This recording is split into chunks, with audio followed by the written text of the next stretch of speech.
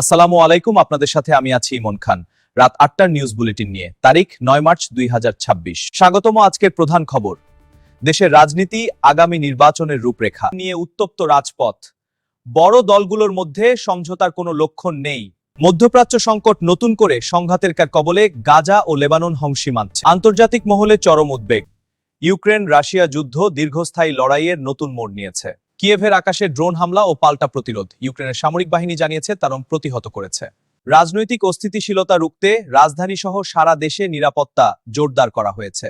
বর্তমান রাজনৈতিক ও যুদ্ধ পরিস্থিতি বিশ্লেষণে দেখা যাচ্ছে বৈশ্বিক এই সংঘাতের প্রভাব পড়ছে। বাংলাদেশের জ্বালানি ও আমদানি বাজারেও সাধারণ মানুষের নাগালের বাইরে চলে যাচ্ছে অনেক নিত্যপণ্য। এই সংকটময় মুহূর্তে রাজনৈতিক স্থিতিশীলতা না ফিরলে সাধারণ জনজীবন আরো দুর্বিষহ হয়ে উঠতে পারে। এই ছিল চ্যানেল এন্টারটেইন নিউজের এখনকার মতো বিশেষ সংবাদ বুলেটিন। রাজনীতি ও যুদ্ধের সর্বশেষ আপডেট সবার আগে পেতে আমাদের ফেসবুক পেজে লাইক দিয়ে অ্যাক্টিভ থাকুন। ধন্যবাদ।